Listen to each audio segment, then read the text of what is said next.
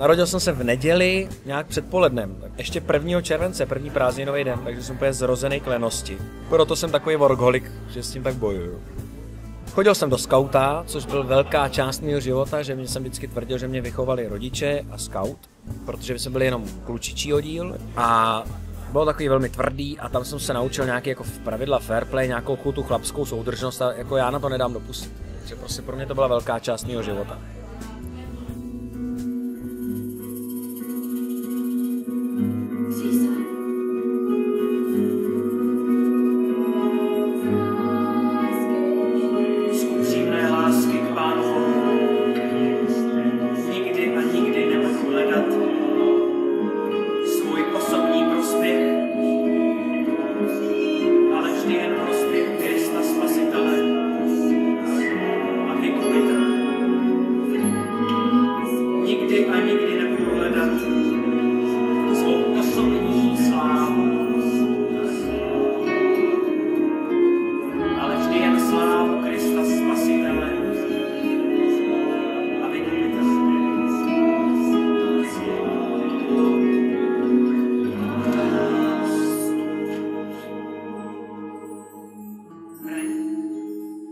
Jak jsem se dostal k roli Françoise Villona? No, zavolal mi principál divadla na Jezerce Honza Rušínský, že jestli by mě to zajímalo, jestli bych měl chuť na vlastně první muzikál, který se na Prknech divadla na Jezerce dělá, na muzikál o životě Françoise Villona.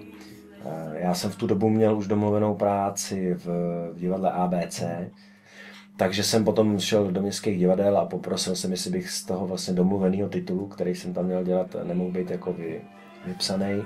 Tak naštěstí mi tam vyšli vstříc a já jsem vlastně mohl potom mít 3 měsíce nebo 2,5 nebo 3 měsíce, co jsme to zkoušeli úplně volno, čistě jenom prostě pro Villona a na nějakou přípravu i pěveckou a na tenhle ten projekt.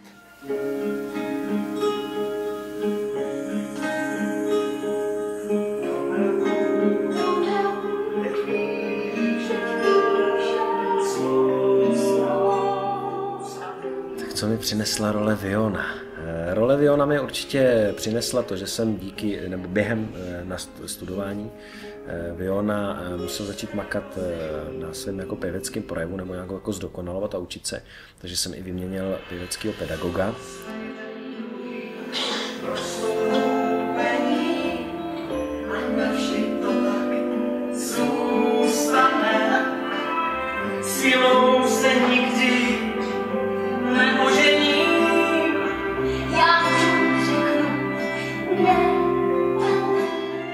Moje oblíbené scény to tam asi jako není. Samozřejmě je to jak cigánská scéna s Petrem Kostkou, kdy má krásný monolog o životě. A pak prostě celý ten kus mě baví. No. Vždycky je dobrý, když se rozjede ten začátek, když už ho máme trochu za sebou, ale celá druhá půlka, to je prostě pro mě taky jako jenom jedna scéna oblíbená.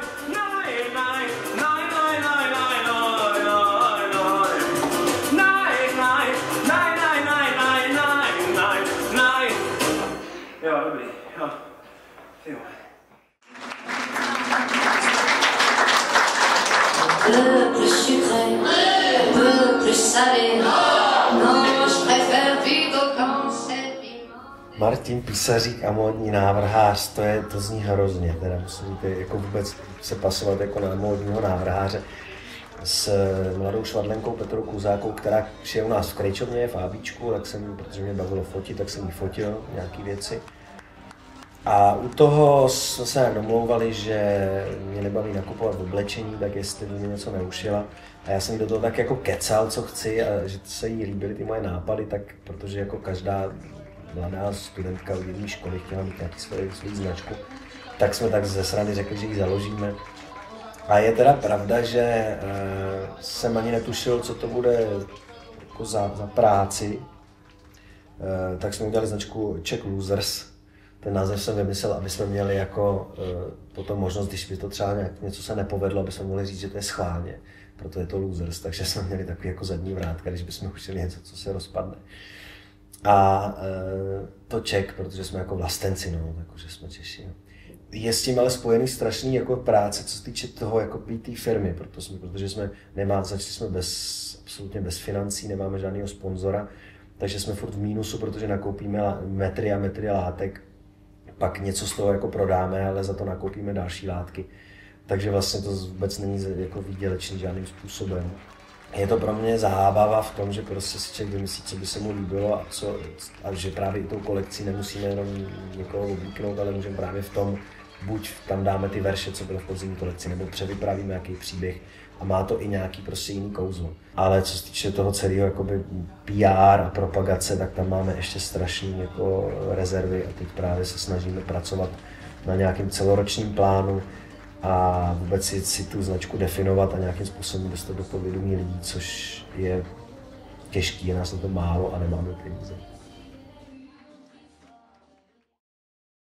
Aspoň na chvilku, tam nemusíte pít, ale bude hezký, když tam přijde. Protože ty barmani a ty lidi u vstupu si řeknou, Ježíš, ten má ale kamarádů. To musel být pěkný křest. A třeba tam jenom vejděte a zase běžte. A já bych hrozně rád, aby tam přišlo jako hodně lidí. Kvůli nám to dělat. A tam si taky můžete koupit CDčko. Svěnování. Mít vlastní kapelu, jako jestli to byl můj sen, to ani nevím, ale věděl jsem, že když jsem začal jako psát písničky, dělat trochu muziku, že k tomu jako určitě budu směřovat. Zasněte se, představte si, že jste malé děti.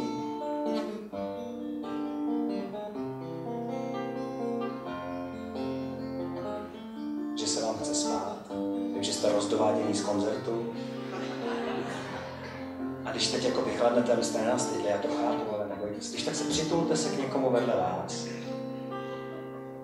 Jestli nemáte ke komu se přitulit, pojďte sem. Obzor se červená. Jsem se potkal s Honzíkem Maxiánem, který prostě, že musíme postavit na těch písničkách, že s to uděláme jako zážitek.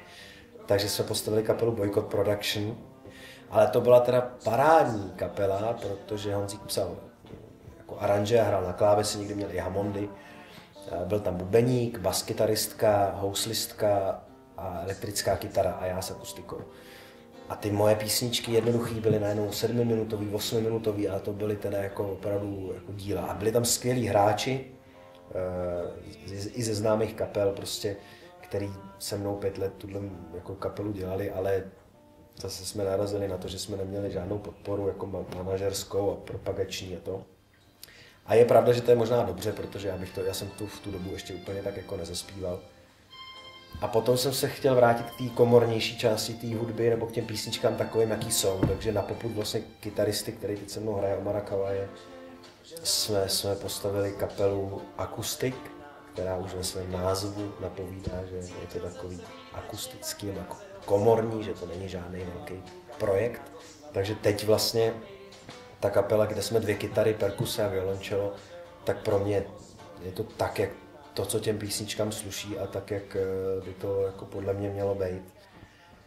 No, to, že jsme vlastně CDčko vydávali v Loděnicích u Berouna, to je prostě pro mě, já jsem věděl, že to jinde dělat nechci, jsou nějaký lisovny jinde, ale když už jsem tomu tolik věnoval té desce, tak jsem chtěl, aby to mělo tu kvalitu, i co se týče toho lisu a zpracování obalů a všeho. Takže vůbec ta moje i první schůzka v Loděnicích už pro mě byla jako důležitá, ale když jsem si tam vyloženě jel, tak vím, že jsem byl v tom autě na té dálnici a hned jsem volal tátovi, že to je prostě událost obrovská, že si prostě jedu do nějaký továrny pro hotový CDčko. Držel takhle z vrchu, aby ono to, že bychom to do prostředka, aby nám nepřišla ani kapka na zem. I co se týče pak následného křtu toho CDčka, že se mi podařilo to dát do té distribuční sítě Boltonlandu, tak to je prostě pro mě jako obrovský úspěch, že někde oficiálně je možnost koupit něco, co jsem napsal o sobě a o lidech. Tak to je prostě takovej, to je ten asi jako část splněného snu a doufám, že to bude ještě pokračovat a že si třeba za 2 roky pojedu do Loděnic pro další desku. Co teď dál? No, Já teď jsme premiérovali divadle Karlín Luci, muzikál, takže teď mě čeká zkoušení v městských divadlech, pražských divadle ABC v režii Arnošta Goldflama, na což se velmi těším, protože už jsem s ním dělal Rokoku ve Zlatých úhořích, tak budeme dělat Bylo nás 5. V létě zase budu na Shakespearovských slavnostech, takže zase spousta práce v létě. A pokusím se vyjet mimo Prahu s kapelou a hrát i v menších nebo v jiných městech než v Praze. A na jaře bude nová kolekce, modní značky. Dál se snažím zdravě jíst, což je hrozný, protože mám furt hlad. Takže se těším, kdy to budu moci jako porušit a dát si pořádný maso. A snažím se méně pít, což je taky těžký. Když má člověk hlad, tak to jde rychlejc. A vůbec se snažím být takový lepší jako člověk a vrátit se k těm skautským základům.